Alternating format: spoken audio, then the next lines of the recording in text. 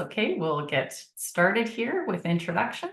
Good evening, everyone. Thank you all for joining us on Zoom tonight for our evening of education with the Alzheimer Society of Saskatchewan.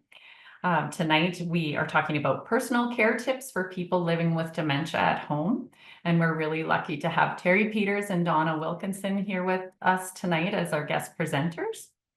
My name's Karen Marcinkiw, and I am program manager with the Alzheimer Society of Saskatchewan. I'm also a registered nurse, and I live in Warman, Saskatchewan. As we gather here today, I acknowledge that I am joining you from Warman, which is in Treaty 6 territory, and the homeland of the Métis.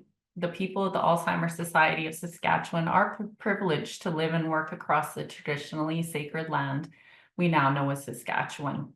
We recognize the legacy and enduring presence of the Cree, Dakota, Dene, Nakota, Lakota, Saulteaux, and Métis people, who are the original stewards of the rolling hills, rushing rivers, and living skies we all share today. As an organization, we acknowledge the harms of the past and how Indigenous people are still impacted by the process of colonialism. Through education, partnerships, and collective action, we commit to honoring our relationship with the land, our treaties, and each other as we journey towards reconciliation. Before we begin, I'm just going to do a few little housekeeping items. I want to first thank our supporting sponsors, SaskTel Telcare and SGI. The presentation tonight will be recorded, and so it will be up on our YouTube channel in the next few weeks or so. Please know that only the presenters are being shown on the screen. As participants, your faces and your names will not be shown on the screen, and you'll all be muted, so you don't have to worry about that.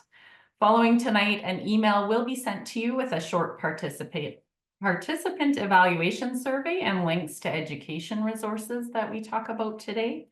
And during the presentation, you can type any questions for the presenters into the Q&A function, usually near the bottom of your screen, not the chat one, so just use Q&A. We will have a brief question period at the end with the presenters, and I'll read the questions from the ones that are typed in. We ask that you keep your questions relevant to the topic being discussed tonight, and we won't be addressing personal questions. If you can keep them general, that would be great. And I think that's all I have right now. I do want to welcome our presenters, Terri Peters and Donna Wilkinson. And I'll tell you a bit about them individually just prior to each of their presentations. Terri is going to be speaking first, and I will introduce her now. All right. Our first presenter then is Terri. And there's photos on the screen that she's provided us. Terri is a wife, caregiver, mother, and grandmother, and lives in Kindersley, Saskatchewan. She is 52 years old, and her husband, Glenn, is 72 years young. For 15 years, Terri worked in the healthcare industry in a long-term home and in home care. She resigned from these positions due to back injury. Glenn has Alzheimer's. He was diagnosed at middle stage 4 years ago, but was undiagnosed for probably 10 years prior to that. Glenn was a very active member in the community. He was Reeve on the RM for 23 years, a farmer, a businessman, and active curler. They've been together for 9 years. In the beginning, Terri states she didn't see the dementia warning signs in Glenn, or says she made up reasons why he was losing his memory. Working in healthcare did prepare her somewhat, but as she states, being a wife with someone diagnosed with Alzheimer's is hard with someone you love so much. She's been a full-time caregiver for him the last 4 years and watched the man she loves progress quickly in dementia decline. Their journey is still ongoing, and it will continue until the day he no longer can. People call Terri a saint for taking care of Glenn. She says she's not a saint. In her words, I am caring and loving a man that has always been by my side and made me laugh and cry and encourage me no matter what. Welcome, Terri. Made me cry for my own bio. I'd like to thank everybody for joining us on this call and the Alzheimer's Society for asking me to speak tonight. I was kind of surprised but I was very happy because I believe in advocating for our loved ones and always being their voice. My journey with a spouse with Alzheimer's began 4 years ago, as Karen said. Our journey started while living on the farm. All of Glenn's land had been rented out. However, there was still lots to do, of course, maintaining acreage. I found as time progressed that Glenn no longer wanted to mow grass, spray weeds, or any kind of maintenance of around the yard, stuff that he'd always loved doing and always loved, keeping busy as a farmer likes to do. So at the time I was working full time, and I would come home and then do all the stuff that we had to do to keep the acreage going, and while mowing grass and all that stuff, watch Glenn. We moved to town 2 years ago into a secured condo building. The move was hard at first, a little, because it was a big change for Glenn. However, I maintained the routines as close as I could that he's always been accustomed to. I've maintained a very strict routine that Glenn responds very well to and keeps him in a happy mood if we are in a routine. It's very important to me that Glenn maintains as much independence that he can handle at that time. Glenn, in the very beginning here, was very good about his own self-care, and took pride in his hair always being cut, trimmed, his eyebrows, his shaving. He never wanted to go and shave. So it was easy for us to start in the morning and have that maintain going and have him, just keep going and never realize there was anything going on. But as this disease has progressed, Glenn started to stop doing things like that. It wasn't important anymore to him. So I always asked him with very easy steps, what would you like to start with? And he was good. He would come out, and if he didn't have something done, then he would ask me for help. That's not always the case, but it was very good with Glenn. Our condo set up pretty good. However, our master bathroom was very small. We were lucky enough to have bath fitters come in and make a huge walk-in shower with grab bars, and the ability in the future to have a wheelchair bathroom because of how it progresses. Showering was a must for Glenn his whole adult life. In fact, he showered morning and evening before bed. As the disease progressed, he showered once a day, and now every 3 days. I'm lucky so far that he never did fight me for showers. The days he doesn't shower, he's willing to wash up with soap and water, brush his teeth, and shave. I have everything laid out in the bathroom for him, but through experience, I've found that when he first wakes up, he needs to hydrate and eat. Once he's had his breakfast, he gets ready for the day. As he progresses, I have helped him get dressed. We do his personal care together, but I give him opportunities to be a part of it. He always was a shaving man with the razor and the shaving cream, but as he progressed, I bought an electric shaver. So now I just hand it to him and he will shave himself. Bathroom care has been one of our biggest struggles for a few reasons.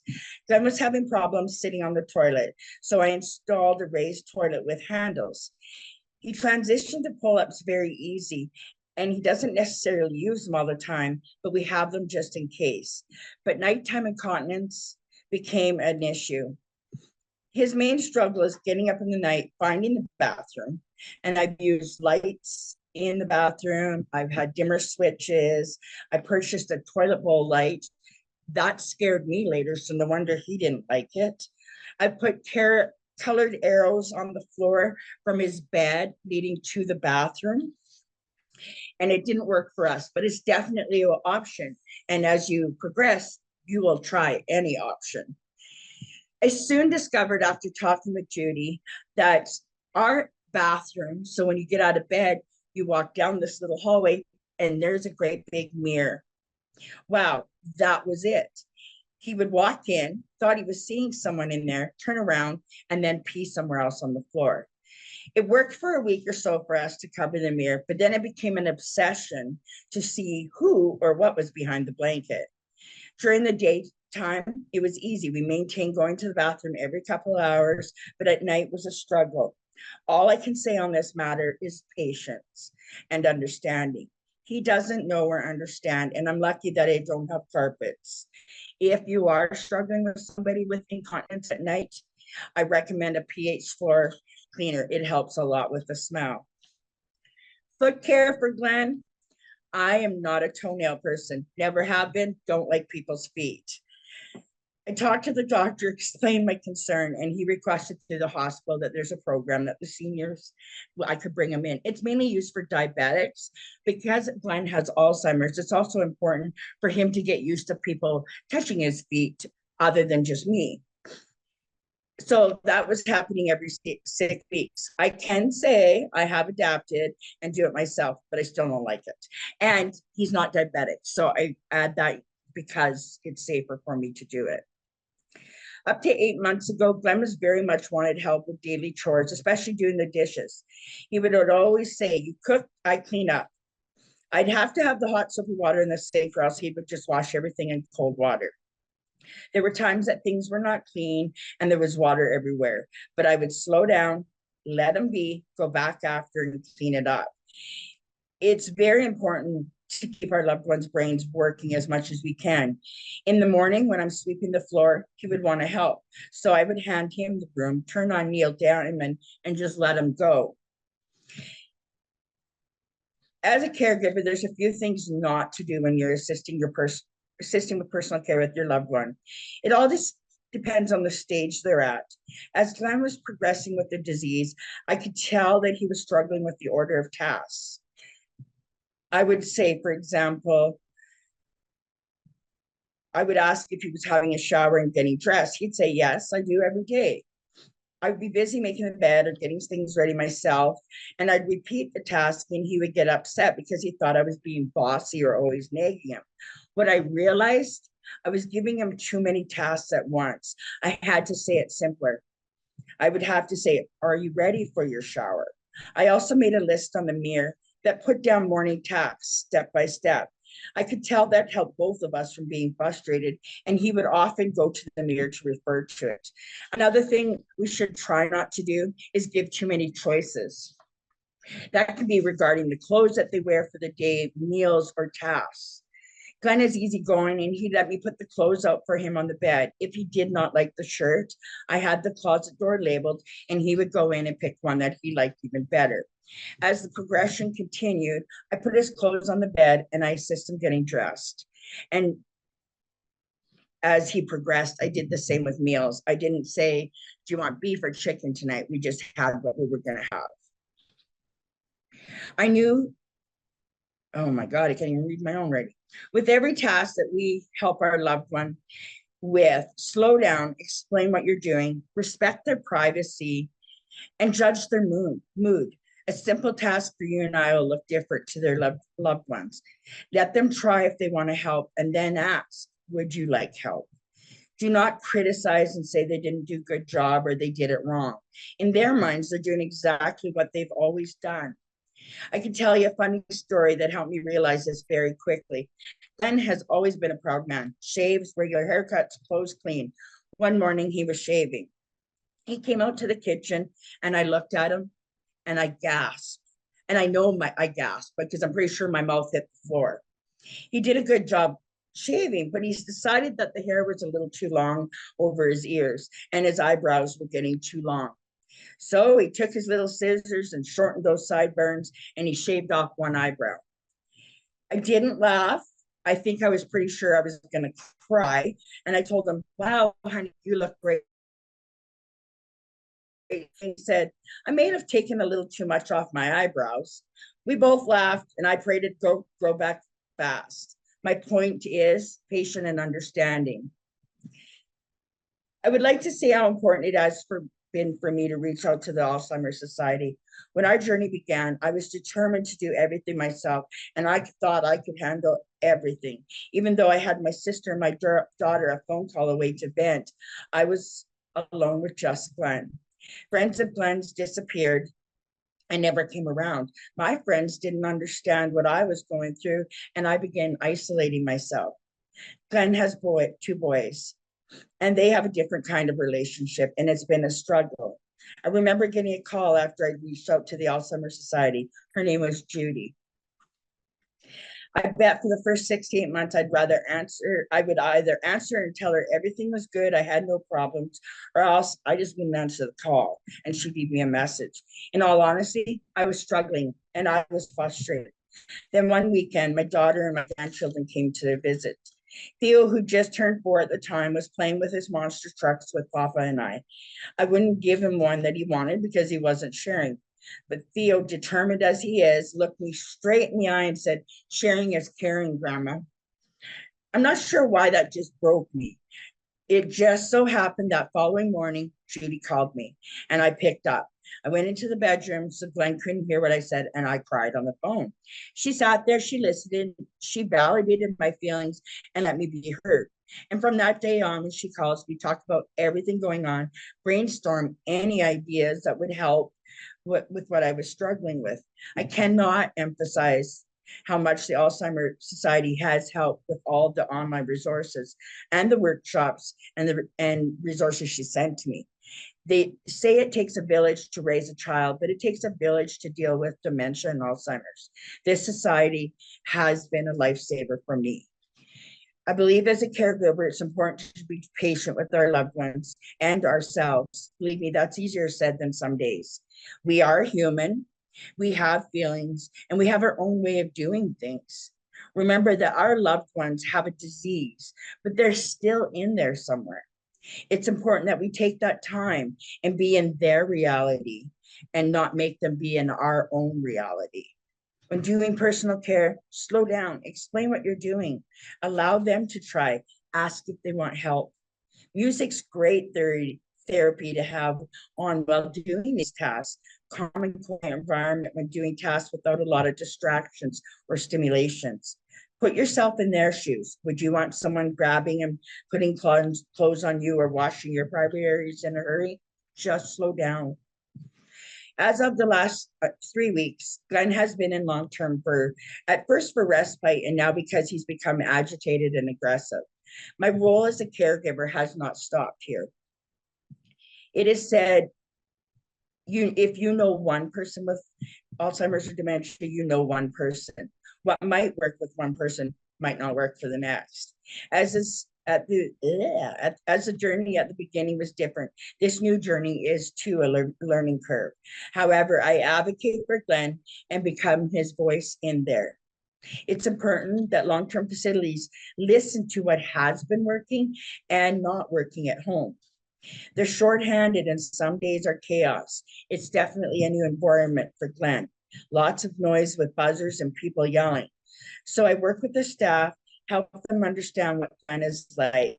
It's hard for me to give up control and trust that they're doing the best they can, but it takes time. And I go up every day and help with meal times and help feed Glenn and take him for walks. I'm very much aware of everything going on. In closing, I'd really like to thank all of you for being on this call. I want to say that you're doing a great job. You'll have good days and you'll have bad days. But if you can take one step in front of the other and breathe, you'll get through it. It's been an absolute honor to be here. And I want to thank everybody and tell you to keep smiling. Wonderful, Terri. Thank you so much. You did so great. And thanks for all the effort you put into putting that together and telling your story and your personal care tips. It's awesome. So we have another awesome speaker coming up here now too. So Donna Wilkinson will be next. Donna's been involved with the Alzheimer's Society of Saskatchewan for many years. And she was saying, I think she said 27 years or so. And she was an educator, support worker, and lastly, been a past facilitator of the Minds in Motion program in Regina. And Donna's been on the dementia journey as a family member, as her dad had Parkinson's and Lewy body dementia. She works full-time for Chippendale in Regina, supporting individuals with intellectual disabilities. Donna loves to be with family, friends, kayaking, or reading a good book in her spare time. Welcome, Donna, and thanks for being with us tonight.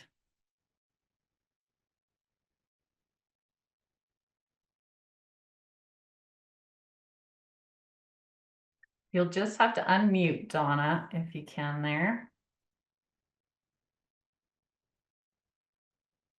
And perhaps we can if you can't. How's that? Yeah, now you're good. Thank you. So thank you. And now I'm not sure, after Terri, all the information you provided, what to say, because that was fabulous. So my name is Donna. I have been providing care to people for about 45 years, mainly people with intellectual disabilities, but people with dementia as well, both in long-term care, and including my father, who had a form of dementia called Lewy bodies. And we cared for him at home for probably the first 5 or 6 years with the disease before he went into long-term care. Tonight I've been asked to talk about personal care, and that's a huge, huge topic, mainly because we're all different. And what I say tonight may or may not work for you, but I hope you find some of the items helpful. So as we all know, people with dementia are going to change as the disease progresses. And so we need to adapt to those changes. And eventually the individual will require your support to do all their tasks of activities of daily living. And you're going to need to decide whether or not you can do that. And that's okay. When my dad was sick and had dementia, my sister, who is a nurse, could not change his pull-up or his attend as the disease progressed. He found that really too hard, even though she did it every day as a profession. So it's not right or wrong. You just really need to decide what can you do and what can you not do. They will forget how to do things, and so we need to be there to help them. So some suggestions is, do they need prompts or cues? In the early stages, what can we do just to verbally prompt them? One of the things I remember my mom always saying to my dad is, did you put deodorant on? Because he would always forget that one. Can you put things out so they're visible? Can you put toothpaste on the brush as a cue to help them move on? Do you put pictures up to show them the order to do things? Or, as Terri said, a list on your fridge or on your mirror for what's there? So I have some things just to talk about for different parts of personal care. I think toileting is the hardest one, and it's the one where we tend to struggle the most with. So can you remind them to go to the bathroom regularly or help them get there? It's really a good idea not to have a white garbage can beside a white toilet, as they won't be able to distinguish the difference as time goes on. So do you put a different color toilet seat on? Do you get rid of the white garbage can? How do you looking at your bathroom? What's there? Are there things on the floor that they can trip over or get in the way? So it's really about simplifying your bathroom so that there's less distractions and the individual only needs to think about going to the toilet. And sometimes it's even our words, right? They're not looking for a bathroom or a washroom. They need a toilet, because that might cue them in of what I need to do there. At night is a hard one. Having a night light that directions to the toilet, so one when they get up, one in the hallway, and one in the bathroom, can sometimes be helpful, especially if they have any time to wander, or they tend to get up and move a lot. That might actually give them a purpose for why they are getting out of bed. Can you limit liquids after 6 p.m.? Usually after that time, so then they're not getting up, especially at nighttime, to help with incontinence then. You can also get soaker pads that are on your bed, that you can lay on your bed for the individual to lie on. They're very comfortable. You can get, and they can be thrown in the wash. And so if you have a couple of those, it maybe at night will help, instead of having to change all the sheets and all the bedding, that you just have to change this one pad and put a new one out and continue on with hopefully your night's sleep. And those can be ones that you can wash, or you can buy them that are disposable and that can just go into garbage. Mirrors are a thing to watch how your person reacts to. Some individuals will find mirrors quite reassuring, And they'll have a conversation and they'll find a new friend in the mirror. Other people, like Terri said, can find them quite distracting, or who is this person, or who is in my house that shouldn't be here, because they no longer recognize the person in the mirror. As time progresses, do you need things like pull-ups, adult attends, different products that are out there? And there are many good products now that are out there. Just talk to your pharmacist or your friend or someone that you know, because they can help you find things for that. Hair care is another one that can be an issue. So what is their hairstyle? Do they wear their hair short? Have they always it long? Do you know how to braid it? If you're a man caring for a woman who's maybe never done that before and braided someone's hair, does that make it easier? Do you need to put a comb or a brush out to remind them to look at their hair? Electric razors are a great help because they won't hurt themselves. And even if you are having to shave someone else, an electric razor just gives you a little bit more security as well than using a straight razor. Can they go out to the hairdresser to have their hair done or washed once a week? Again, that may be something you can or cannot afford, but it's also a nice way. It's a nice outing. It's a way to go do something and have their hair looked after. Oral care, dentist, how do we look after our teeth? To me, I think this is a huge one, because often, so many times, things are missed. In the early stages, can we ask them to just go brush their teeth, give them a reminder? Do we need to put their toothbrush out and put the toothpaste out, so when they go into the bathroom, they see that and start brushing their teeth? Do we need to give them step-by-step instructions, or do you need to model? Okay, let's go brush our teeth, to give them those extra cues that they may need. Some individuals may find an electric toothbrush helpful because they're a little bigger, sometimes to hold on to, but it's can they tolerate the noise and the vibration that might be happening? So you need to figure that one out. And eventually you will need to take over this task in terms of brushing their teeth, taking care of their dentures, helping to look out that they have good oral care. So how can we do that? The big thing I would suggest is make sure that you are getting regular checkups. I sometimes think we get focused just on the disease and not all the other things like our hearing, our vision, our teeth. And so are we able to still go to those appointments? As time progresses, you may not be able to use a toothbrush. It may be too hard, or they may not tolerate it. And do you need a swab that you can just put under the water to help clean their teeth? Do they have dentures? Do you need to help with those and take them out? Do you take them out at bedtime? When do you clean them? Really keep checking their mouths, because often if they're refusing to eat or not drinking or those type of things, there could be an issue with their teeth. And so really just keep an eye on their mouths and what's happening. If there are problems, you may see tugging on their face. They may rub, they may hit their face. Are they moaning, walking around more restless? Are they refusing to do certain things that they've always enjoyed? So again, always make sure we're really looking into their oral health. The other one that's also hard is a bath. Are they reluctant to take a bath? How do we give a bath? My first advice is don't change the routine, or put it in a routine that's consistent. Did they usually take a shower? And so can we continue to do that? Can they sit in the bathtub on a bath chair and be showered off if they're unsteady on their feet? When did they shower? Was it every day? Was it twice a day? Was it only once a week? And so what do they need in terms of that care? Sometimes people have a hard time getting in and out of the tub. It may be a mobility thing, but it may also be a depth perception thing. So if you could put a towel of a different color over the tub, or a mat on the floor, on the base of the bathtub that they can stand on, that can be helpful as well, because they can see that there's something different there getting into the water.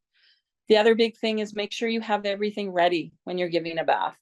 or a shower? Do you have a face cloth and towels and soap and something warm to put them in, whether it's into their pajamas, into their clothes, or just into a robe because they go and dress somewhere else? Loss of privacy can also be an issue for people as they're bathing. And so how can we maintain that privacy? Can you get them into the tub and give them some space? I've had some people I've supported, they bathed in their bathing suit.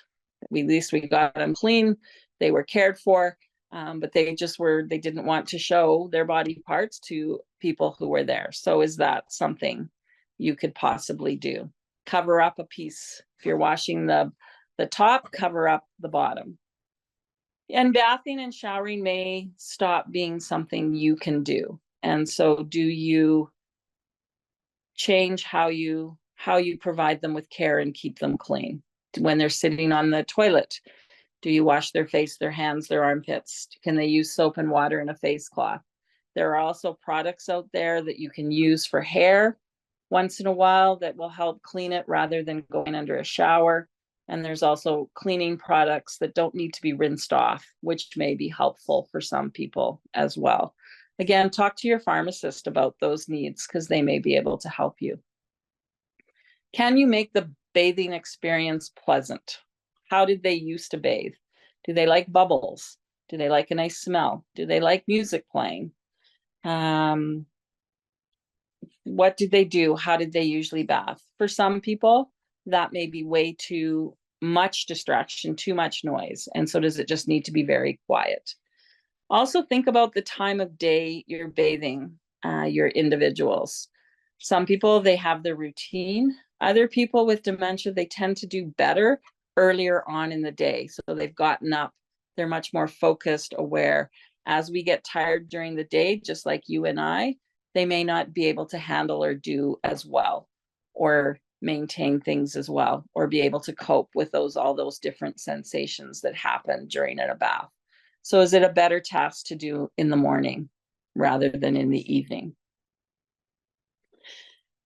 Give one instruction at a time. They may need something to hold on to while you wash their hair. Do they need a face cloth or something else that they're focused on to distract them from washing their hair? Make sure their hands are doing something. If they refuse to take a bath, think about what do you really need them to do? And are they clean? Are they okay? Is it just something we think they should have, or are there other ways we can do it? And maybe washing your hair needs to be a separate piece rather than doing that when you're washing the rest of their body. For water going over their heads, those type of things can be hard and confusing. And so what type of things can we do for bathing? Dressing is another area of personal care.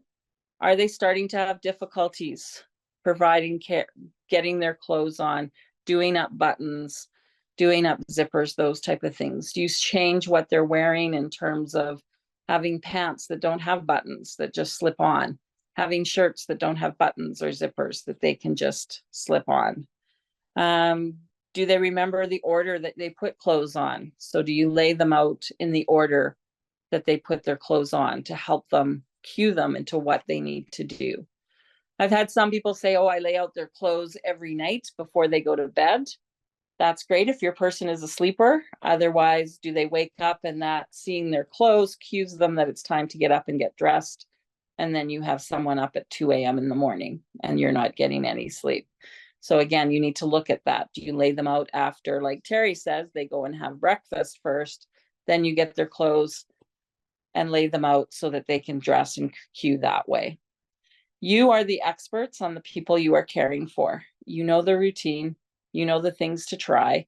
And so be the expert and you do what is right for you and for your life and your family and all the other things you have to do in a day, because it is different for everyone. You may need to remove extra clothing from the closet. Maybe they're very keen about going to the closet and you just take the clothes that they're going to wear the next day. Some people may insist on wearing the same clothes every day. Is that okay? Do they need to be washed every day? What part do they do Do you buy their underwear all in the same color so that they don't know that it's a different color of underwear and they're wearing them all in the same day? So think about some of those things for your people. You can place labels or pictures on cupboards or dressers for what's in there, right? Get a picture of, this is your underwear, these are where your t-shirts are, these are where your pajamas are. I've also seen people do that in their kitchen to help people maintain their independence and continue to be independent in helping to unload the dishwasher or getting a drink. One family I worked with, they took all the cupboard doors off their kitchen counters, off their kitchen cupboards, because they could see and learn, and the individual could unload the dishwasher because they could see everything. And so they would know where to put it. So they could still contribute to the house and maintain their independence, because that was always their drawer. Be aware if things are bothering them on their clothing. So tags can also become an irritant. It's really nice now that a lot of t-shirts and clothing, they just stamp in the label rather than having a label. That may bother them. How do you put things on? Do they have good shoes that are comfortable, or good slippers that they can wear around the house to help with mobility? So really think about your person, what they like, what they do, what do they like to wear, and how can we adapt that for them? It's really hard, like we've said, because we're all different. So what might work for one person may not work for another. But you're the expert on your individual. So trust that and be involved with that. You and I need to adapt for the people we care for. The only way they are going to change is if the disease progresses. So what do we need to do to change? How can we adapt what we are doing, what cues we are giving them, what prompts we are giving them, or are there things we're starting that we have to do for them? I always say, don't sweat the small stuff. If they get dressed all by themselves and their clothes don't match, does it really matter? Now, they may have been someone who always had everything matched and looked perfect, but if they can have the accomplishment of getting dressed all by themselves, is that a much more important thing for them? Do what works for you. Some people can care for their people at home. Some people will place them in long-term care for respite. Sometimes they will need to go into care. But try not to compare yourself to others or think about, oh, I should be able to do this, or I should be able to bath them. What other things, what can you do? What are you capable of? And what do you need assistance with or getting someone else to do? Be patient with yourself. You will get frustrated. You will get upset. You may yell and scream at some times, and that's okay. But you need to give yourself a break, that this is new for some of us. This is a new thing. It's not what we may have thought life might be like, but be patient with yourself. You will figure out different ways of doing things. And it may not be the way I do it or someone else does it, but you'll figure out the way that works for you. And that's what's important. Keep your routines that work for you. It is very helpful to have routines so people with dementia know what's coming next. It's not confusing. They know what's going to happen. It helps them figure out their day. Remember all the regular things that we need to do. I find oftentimes we get stuck on that they have dementia, and we forget about things like their eye checkups, their teeth, their hearing. All those other appointments are very important, because it just increases their disability if I haven't had my glasses changed or checked. Or the big one for me when my dad was in long-term care is they never cleaned his glasses. That's huge if you have dirty glasses, right? It can hinder all your things that you are doing. So try to remember some of those small things. Do simple things, one thing at a time. Simplify your day as much as you can. Figure out what you can do each day. Often we try to keep up our same busy schedule. And maybe having a bath and getting dressed is enough for one day, where the next day where you don't have to have the bath, you can go out, do other things. And what time is day is good for the individual you're supporting? Is it good for them to have their bath in the morning, or does it need to be later? And I think the big thing is to reach out to the Alzheimer's Society. I know Karen said we weren't going to talk about specific situations or things in the chat, and I guess I thought I had more to say, so we might have a little bit of time to talk about some specific things. But reach out for the Alzheimer's Society. They have a wealth of knowledge and experience and can give you different ideas about what you might be able to do in personal care. Thanks, Karen. Thank you so much, Donna. That's really great. So many practical tips that you talked about. I liked how you said, you are the experts for the people you are caring for, and trust that and adapt what you're doing.